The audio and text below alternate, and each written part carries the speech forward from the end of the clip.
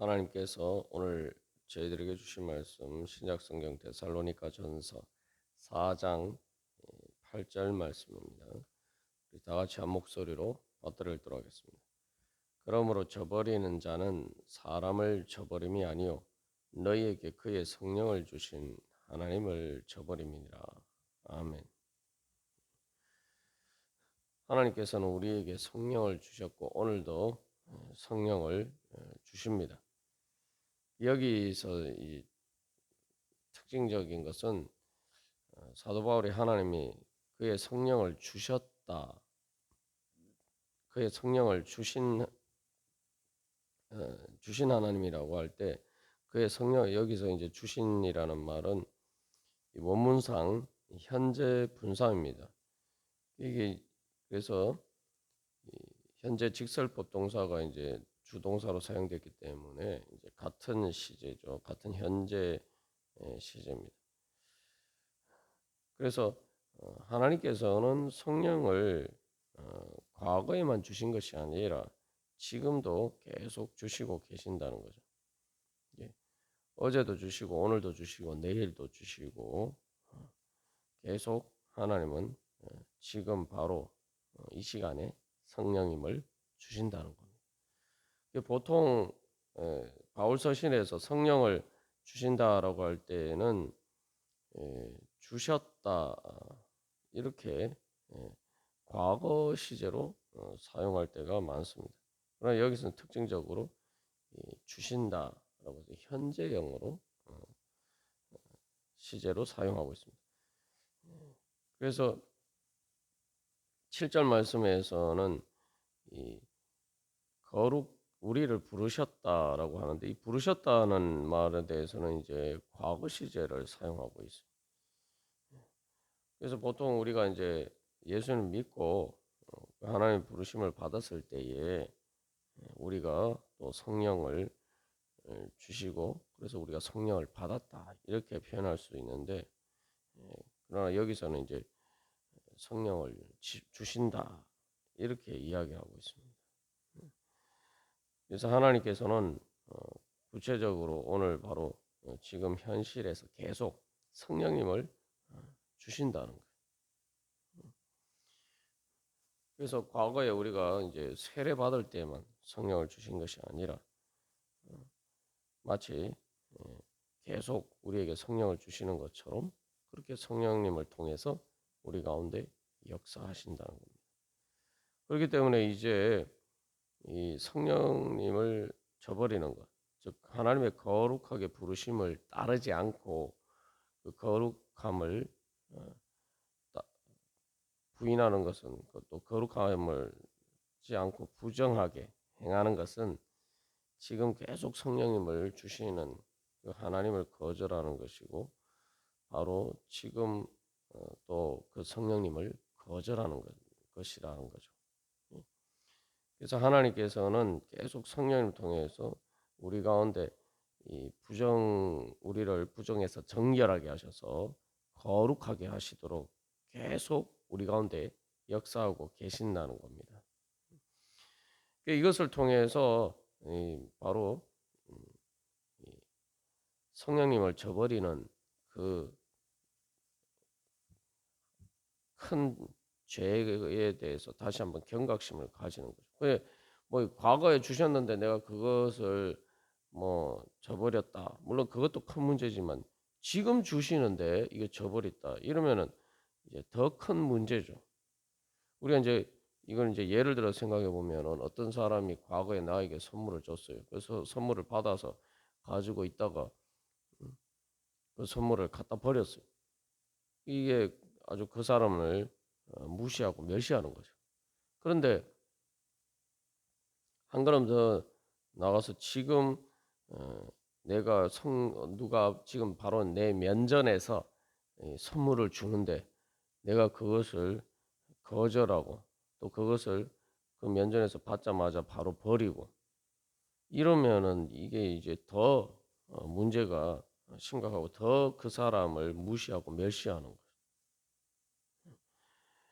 우리가 앞에서도 이제 계속 나눈 것은 우리가 하나님 믿습니다 하고 예수님 당시에 예수님을 거부한 사람들이 하나님을 믿는다고 하면서도 예수님을 각 자기들 구체적인 삶에서 오늘 지금 현재 역사하시고 말씀하시는 그 성령님께서 예수님을 통해서 역사하고 말씀하시는데 그 예수님을 저버렸단 말이에요.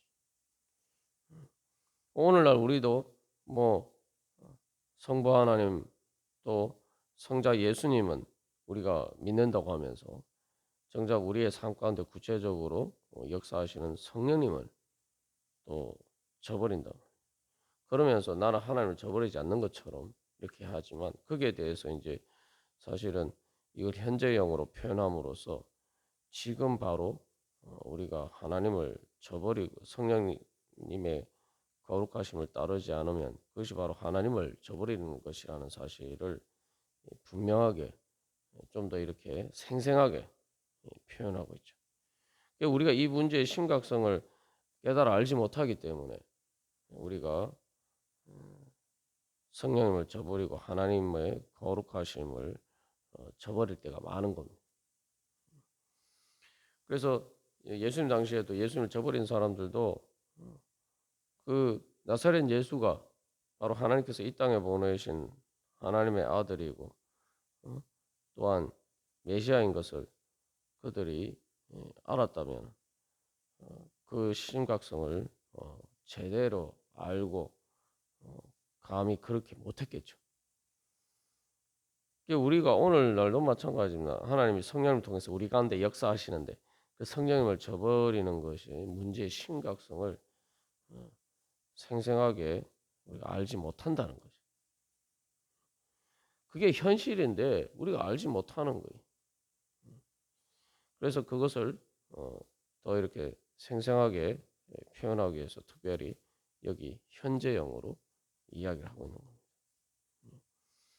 그래서 우리가 앞에서 말한 그 장면을 연상해 보면은 누가 나에게 선물을 주는데 더군다나 그게 하나님이 나에게 그렇게 선물을 지금 주시는데 내가 그것을 거부한다. 그러면은 내가 정말 하나님 믿는 사람이라면은 예수 믿는 사람이라면은 감히 그렇게 할 수가 없겠죠. 그리고 성령을 선물로 주신다라고 할 때에 지금 하나님이 나를 거룩하게 부르시고 거룩하게 되도록 정결하게 되고 거룩하게 되어서 성결하게 되도록 지금 나에게 역사하시는 것이 바로 그 하나님의 선물인데 그 내가 하나님 나에게 선물을 주신데 그것을 뿌리치는 것이라고 이제 우리가 그렇게 머릿속에 구체적으로 그 이미지를 그려보면은 감히 그렇게 할 수가 없겠죠. 그러니까 우리가 그렇게 믿고 또 그렇게 영적인 눈이 뜨여져서 그렇게 그런 것을 볼 수가 있어야 됩니다.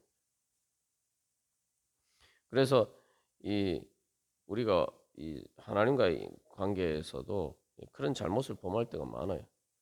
하나님과 인격적인 관계를 맺는다는 것은 계속 지금 현재 하나님과 동행하면서 또 주님의 뒤를 따라가면서 함께 사는 것입니다. 근데 이제 우리는 자꾸 이렇게 성령을 받았다, 뭐 구원을 받았다, 뭐 이런 모든 개념들을 어, 인격적인 관계로 생각하지 않고 어떤 소유 개념으로 또 약간 어떤 물건 생각하듯이 그런 식으로 생각할 때가 많아요.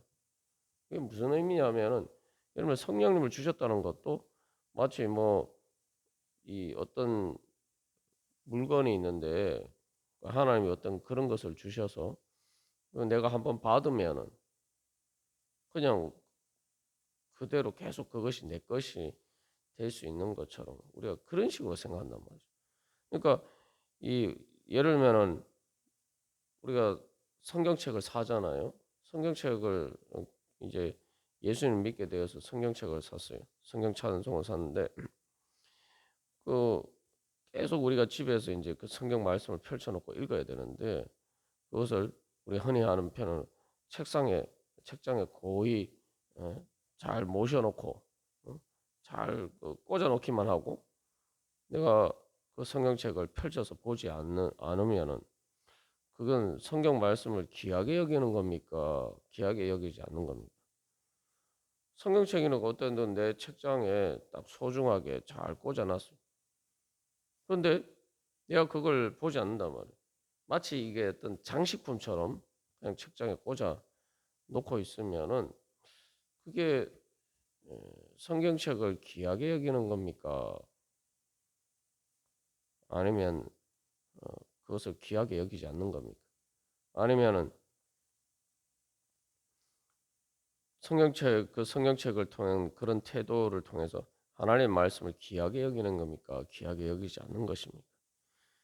이게 누가 나에게 그렇게 성경책을 또 선물해 줬어요. 내가 그 성경책을 받아서 책장에 그냥 잘 이렇게 꽂아 잘 보이는데 이렇게 잘 이렇게 꽂아 놓고 있으면은 내가 그 나에게 성경책을 준 선물을 준 사람을 그 선물을 잘 이렇게 귀하게 생각하는 겁니까? 아니면 그 성경책을 펼쳐서 내가 봐야지 그 선물을 귀하게 생각하는 겁니다. 우리는 그냥 그 성경책을 받아서 내가 보지는 않지만 그냥 잘 꽂아 놓으면은 장식품처럼 그렇게 하면은 뭐 내가 그 선물을 무시한 게 아니다. 이런 식으로 우리가 하나님의 은혜를 생각할 때가 많다 이 말이죠.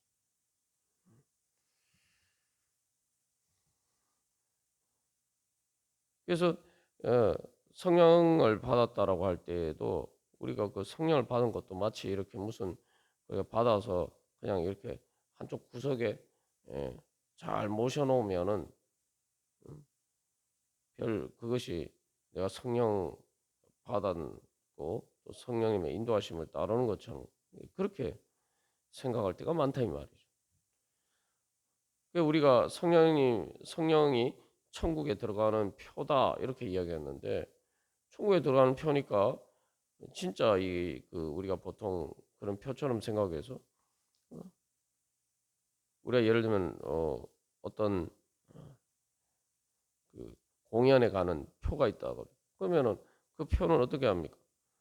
그냥 이렇게 잘 보관해 놨다가 그 공연할 때 그냥 그거 꺼내서 그냥 가져가면 되는 거 아니에요?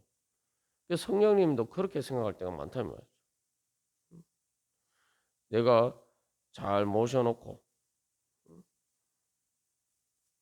그렇게 있다가 천국 가서 내가 죽는 순간에 딱 그 표를 들이밀면 되는 것처럼 이런 식으로 생각한단 말이죠. 그게 뭐냐면은 내가 교회 다니고 주일날 예배 드리고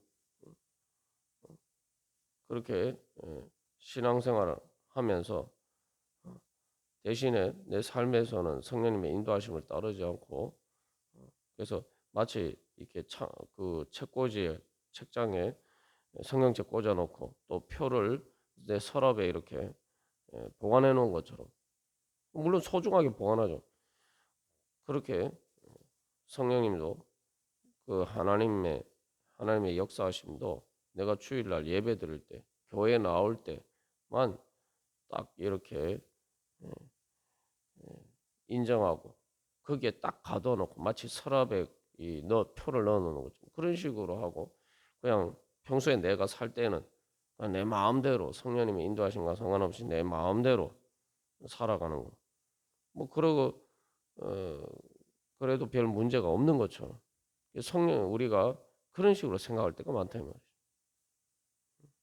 하나님의 은혜와 선물을 그런 식으로 생각할 때가 많습니다.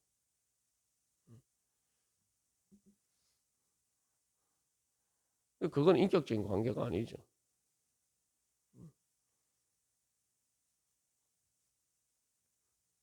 마치 보석이 내가 이제 귀한 폐물이 있어요. 귀한 폐물이 있는데 그걸 아주 특별한 경우에만가 아닌 경우에는 내가 일상에서 내가 차고 다니지 않는단 말이에요. 그래서 귀한 폐물이니까 집에 잘 이렇게 소중한 곳에 이렇게 보관해 놓는단 말이에요. 우리가 하나님의 선물을 그렇게 하는 것이 하나님의 선물을 귀하게 여기는 거다. 난 그렇게 하면서 나는 하나님을 귀하게 여기고 하나님을 섬긴다 이런 식으로 생각할 때가 많다 이 말이죠. 그러나 하나님이 우리에게 주신 선물은 생명의 선물입니다. 여러분 생명을 이렇게 딱 이렇게 그 보관해 놓고 내가 살 수 있습니까?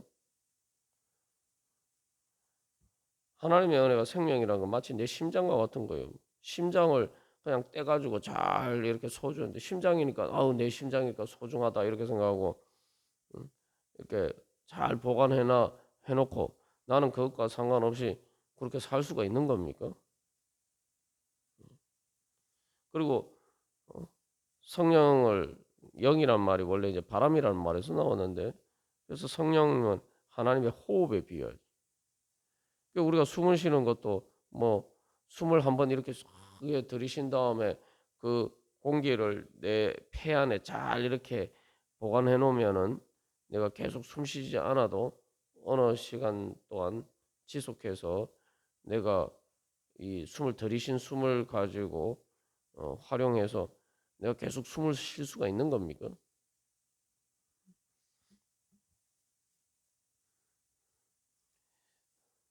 이게 밥 먹는 것도 한번 이렇게 음 많이 먹어 놓으면은 어 몇 끼 안 먹어도 되고 어 그런 겁니까? 마치 이게 차에 기름 넣을 때 보면은 그렇죠.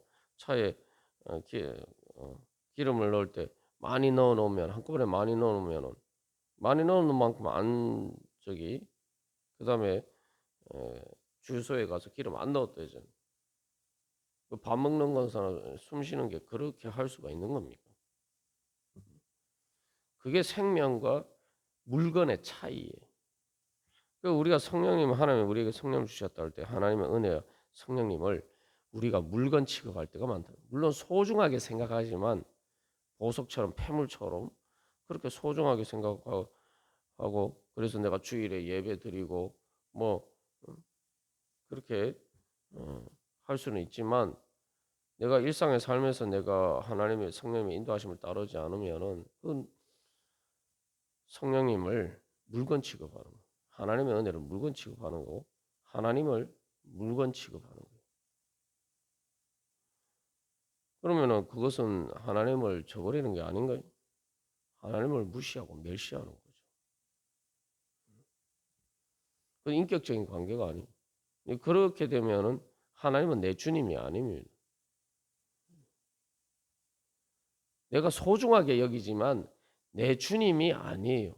그리고 성령님이 내 생명도 아니에요. 성령님이 내 생명이 돼야 내가 살 수 있고 그리고 그 생명을 통해서 우리가 천국에 갈 수가 있는 겁니다.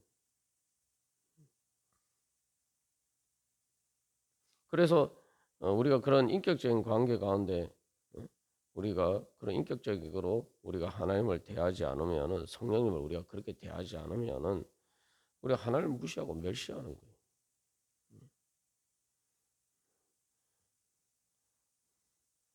그래서 이 인격적으로 대한다는 게 그래서 이게 중요한 겁니다.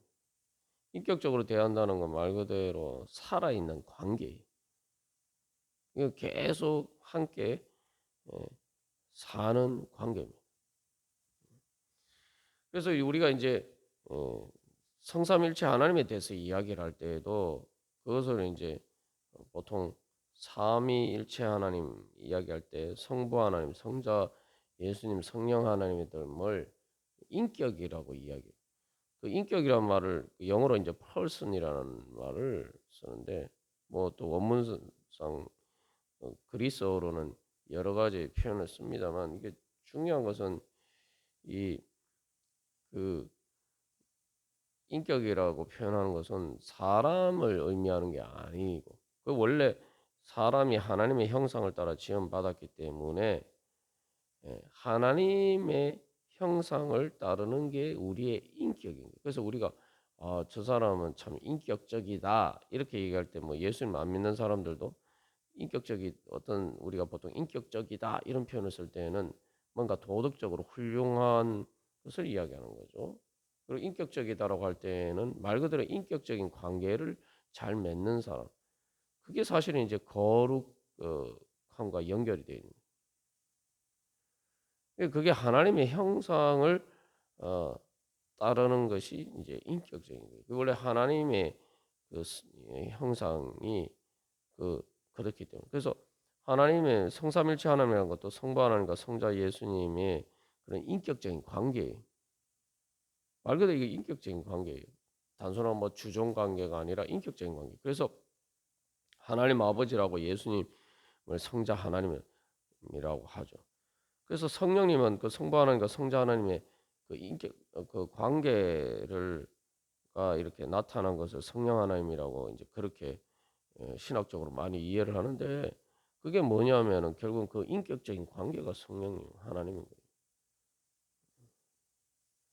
함께 사는, 함께 서로 사랑하면서 행복하게 사는 것.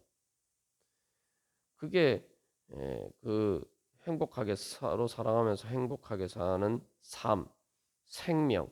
그것이 바로 하나님의 영광이란 말이죠. 우리가 앞에서 계속 이제 자세하게 나눈 것처럼. 그게 바로 인격인 거예요.